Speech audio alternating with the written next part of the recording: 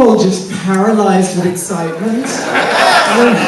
I couldn't sleep last night. I mean, first of all, before we talk about Myra Breckenridge, I want to make a personal thank you, Raquel, to you from me. When I was a desperate little preteen, I was sort of confronting the idea of sexuality and feeling very confused and lost. And there was a special on TV, and I think you were riding a motorbike in a bikini, you know, just a simple girl. No, that was Anne Margaret. And then, no, it was definitely you, and because you did this very special thing that made a big impression on me, you suddenly bit the air like that. And in an instant, I understood sexuality. You made it. Wow. I understood sexuality. Hallucinations are so great, aren't they? It's definitely you. No, I know, whatever. But I thought we were done. But you know what? I'm so glad that you remember me now. That's very good. Motorcycle. Oh, well, maybe it was a Cadillac, convertible. No, I think it was Annie. Really? Yes. No. Anne Margaret was always on a motorcycle. God, I'm such an idiot. She Imagine took if I around did. Beverly Hills on her motorcycle all the time. Well, anyway. Having screwed up my introduction, let's talk about Myra Breckenridge. All right. An incredible movie. Now let's put it in context. When did you get the call? Well, actually, I didn't get the call. I had heard about the movie. I read the book. I thought the book was absolutely hysterical. I mean, it was so funny, and I thought it was very innovative because of the fact that it was the first time I had seen somebody like Gore Vidal, who was really, really a genius, really, and deal with the duality in the nature of both male and female. I never saw that before. And it was hysterically funny, so I was interested in how they were going to do this movie. And then I heard through the trades that Annie Bancroft had turned it down. So I thought, I wonder what they're going for. And a little bird told me I should call Dick Zanuck. So I called Dick Zanuck, who I was under contract to Fox, and I said, look, I don't know exactly what kind of actress you're looking for in this role, but I was thinking if a guy was going to change his sex and wanted to be like a movie star type of girl, don't you think he might want to look like me?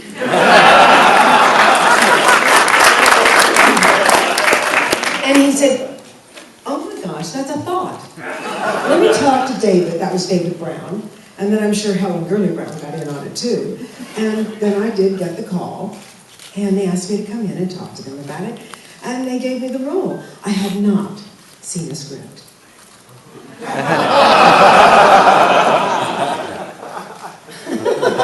It's true. You know, the thing is, as much as I love doing Myra, I was kind of disappointed in the outcome of the movie because the narrative really never did string together. You know, it became very,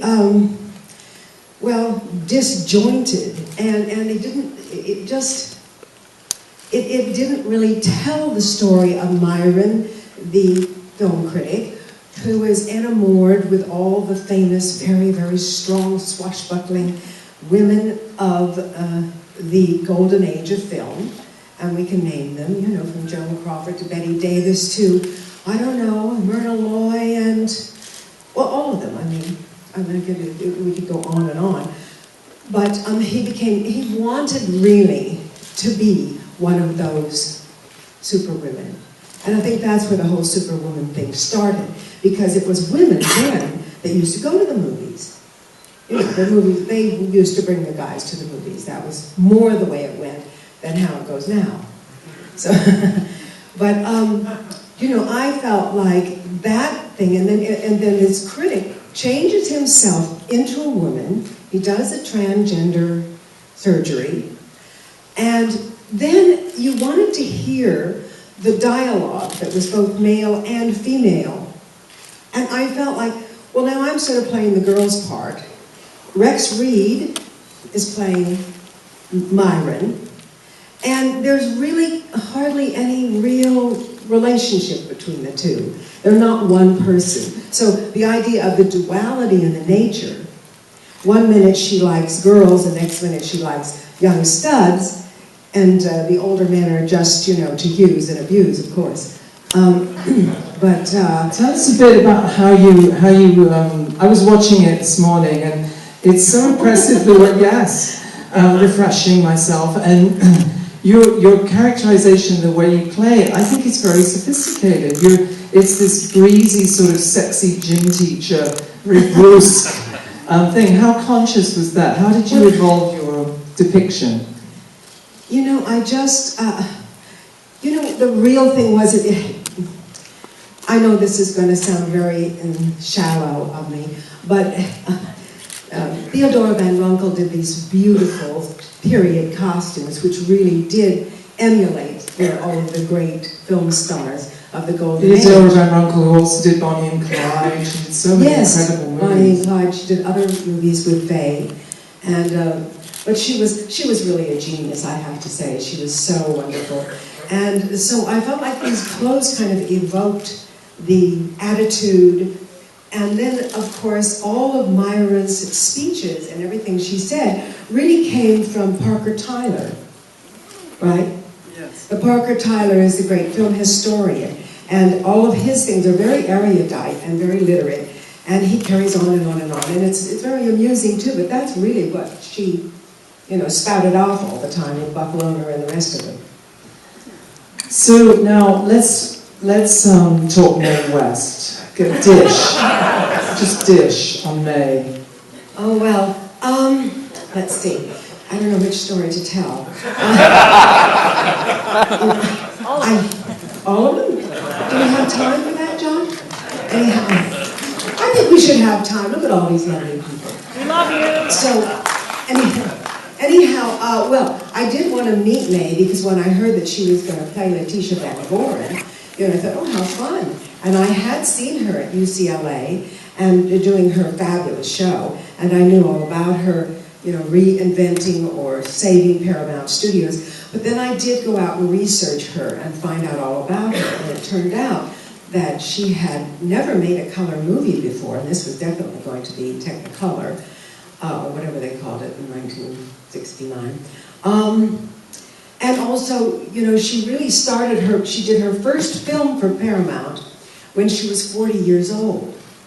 So I figured out she had to be getting up there. I think she was 77 when she did the movie. And I thought, wow, that's pretty courageous, but I would love to meet her before it's just Mae and I on the set. So I asked Stanley Musgrove for an audience with her nibs. And I went to Ravenswood, which was the Hollywood beautiful, big, tall, you know, sort of vintage building that she owned. And I went up to the penthouse suite and waited for Mae. And as I was waiting, I noticed that all the furniture was white, of course, but I couldn't see very well because I also noticed that there were only 25-watt pale pink bulbs. And I thought, you know, poor Mae, you know, I hope when I get this age, and of course now I'm over 70, so it's really not funny. But I'm about ready to carry around my 25-watt bulbs too. But, you know, so, you know, I realized, so I really was very honored to be meeting her, because she really is, I mean, she really is a legend. I mean, they sort of shoot that word around, you know, icon, legend, this and that, but she really was. And she invented cam, didn't she? Yeah. I think, or for the public anyway. She brought it out of the closet. So anyway, so then finally Mae did come in, and I thought, oh, I wonder what she's really going to be like in real life. Because everybody I'd ever met in the movies before was, well, they had their persona on camera, but then there was the other real side to them. And Mae didn't have a real side. Now, I don't mean to be unkind, but really, you know, she came out and she had a long peignoir on, and she had a very, very blonde wig on, lots of eyelashes. This was noon, and and she went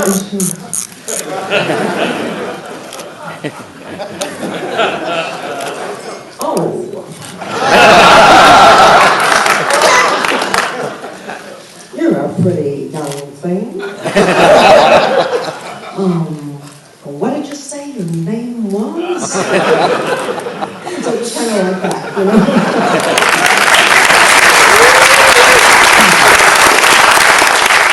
Didn't she have pet chimps and all kinds of a menagerie there? She didn't bring the chimps out. No.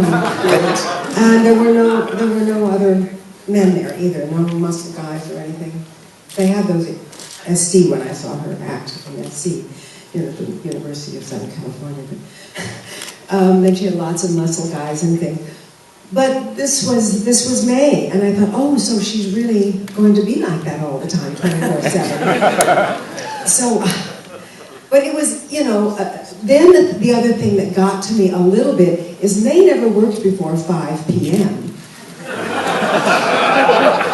It must have taken a long time to achieve. Must take a long time. I can relate. I can definitely relate. But she also never really moved by herself. The limousine that brought her to the studio and to her dressing room also brought her onto the set.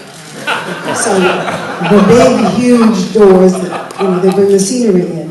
Well, she was kind of a piece of scenery.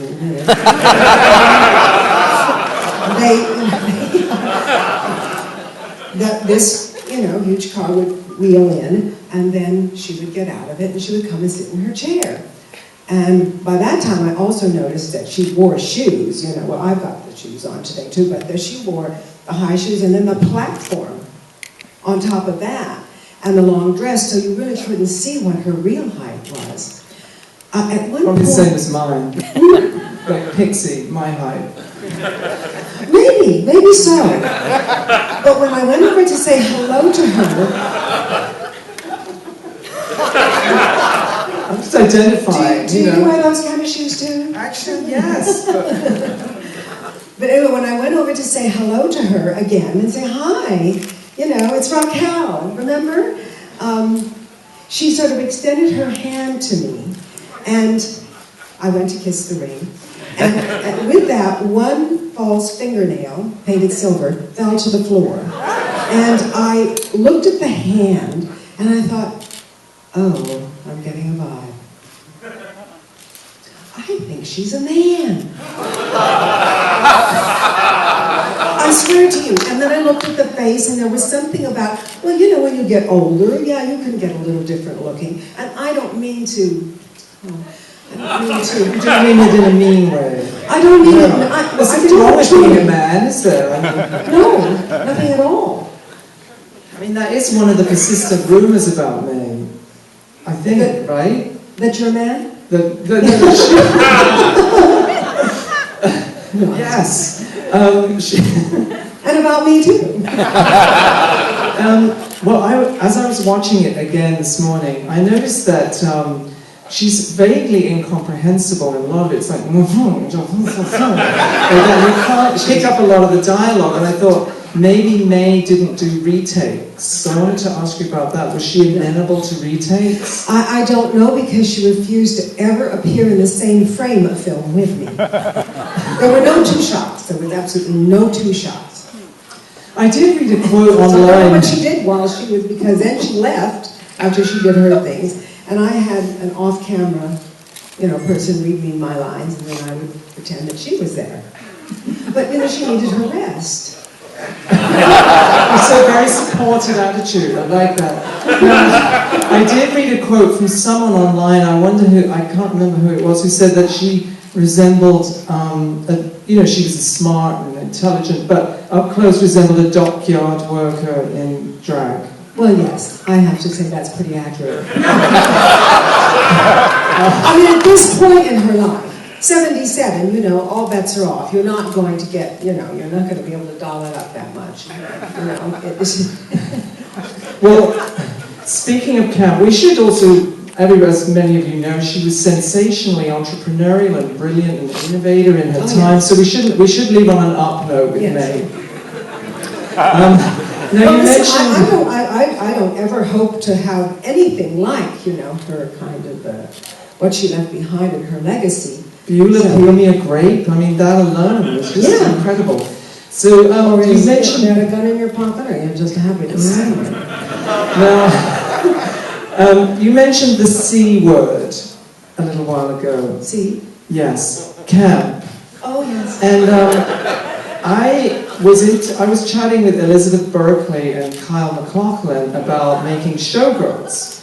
And I said, was there any point when you were making that movie that it dawned on you that this was just getting a titchy bit camp? And that you might be in the middle of something bizarre and peculiar that was veering off in a very strange direction. So I was going to ask you the same question. Was there any point where you thought, oh my God, this is going to be such a demented cult movie?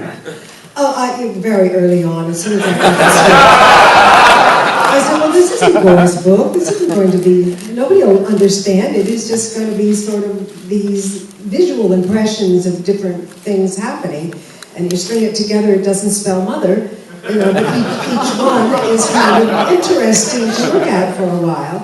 And yes, I thought, oh, and this is going to, so it has to be camp, and of course it was. I mean, the whole book was camp, and it wasn't a big surprise. So, Gore wrote a book, and it was very camp. I mean, I don't know if any of you have read Gore's book, but it's a wonderful book, and it is very camp. And it's brilliant, and he was very unhappy. He wanted to take his name off the movie. I don't think, is his name on the movies? I think they might have paid him for it, so I don't know if he could get it off. I wanted to ask you about that. What was it about the movie that irked him? Well, that it was no relationship to the book. and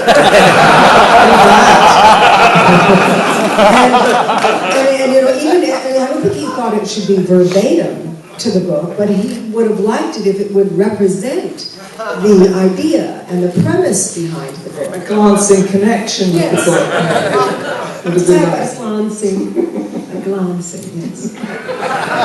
Now, is there any... What's the moment in the movie where you think, oh my God, that was just so great? Like an exuberant moment in the movie? Well, I don't know about that one. I don't know. I mean, I had a couple of costumes I liked.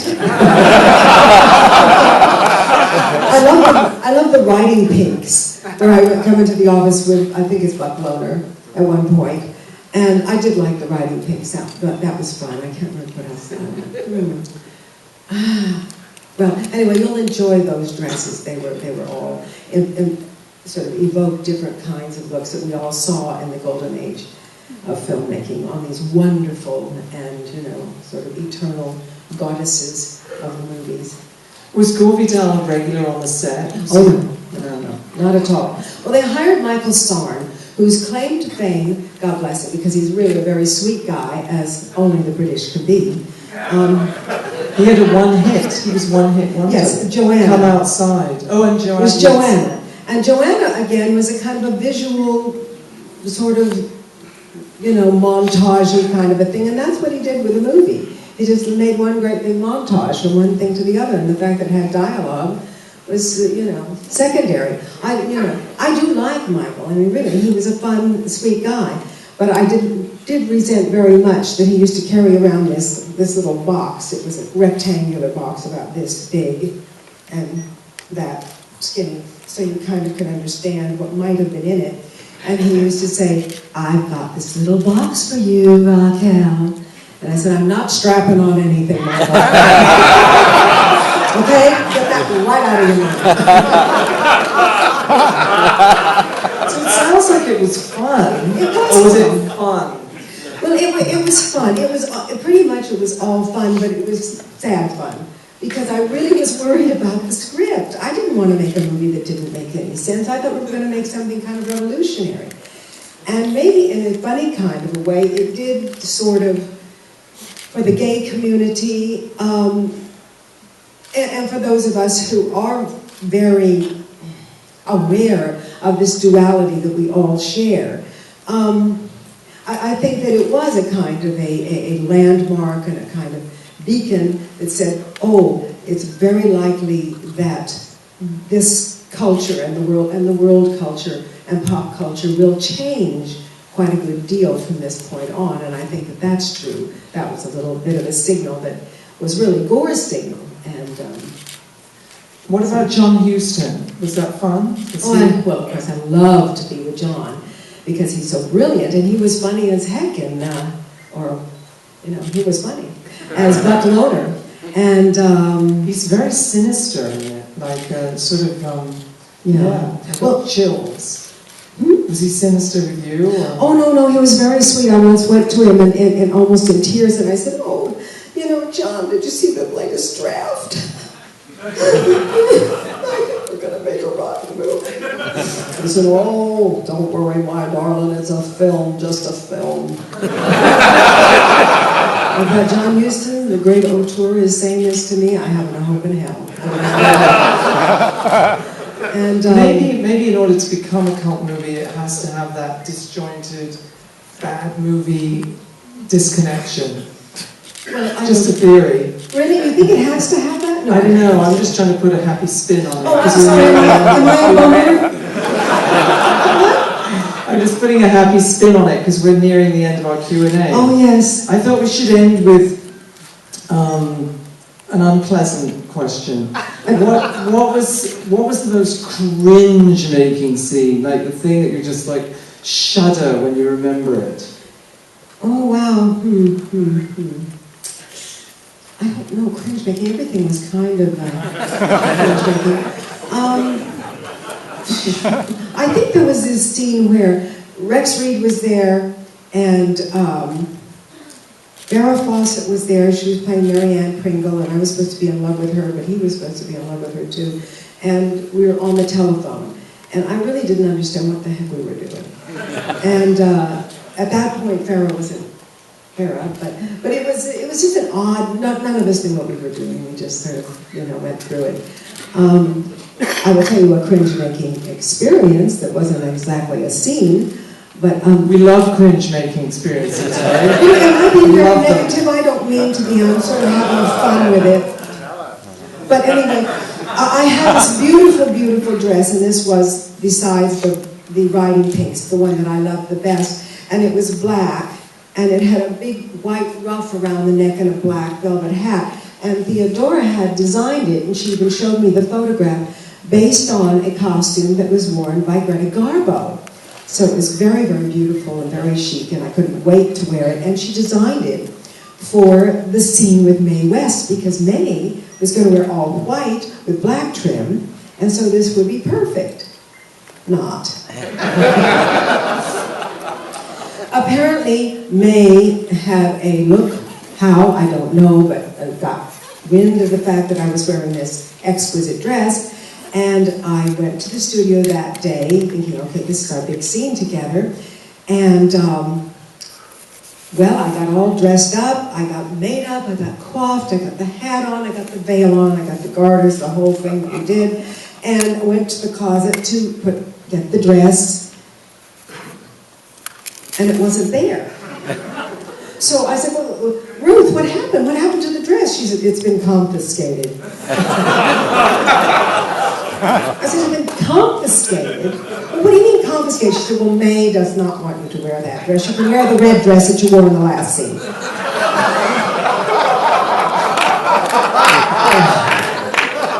That's when it turns into showgirls. And you start pushing each other down the stairs. I don't do nudity.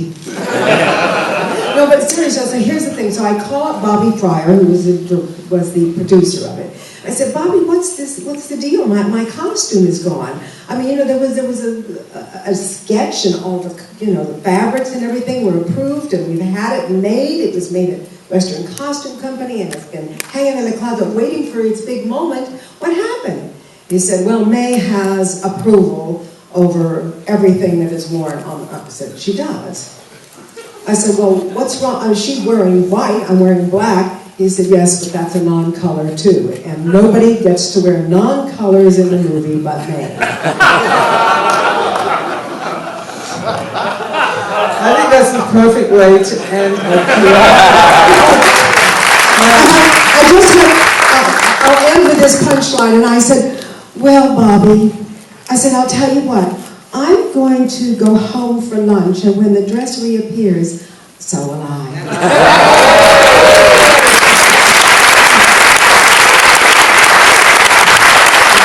Thank you. Thank you for being here. Thank you very much.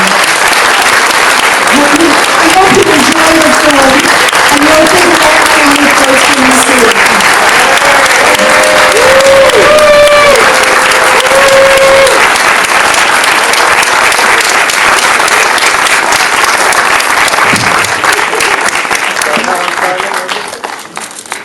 And Raquel and Simon. Over here, please. And over here, straight in front. There you go. And Raquel and Simon. Raquel, right here, please. We're bookends. And Raquel, right here, please. Raquel, straight in front, please. There you go. And Raquel, right here. Right here, over here, please. Yes. And Raquel, right here, please. And Raquel, on here. And over here. Raquel, right here. And over to the right. And Raquel, right here, please. Okay, thank you, love.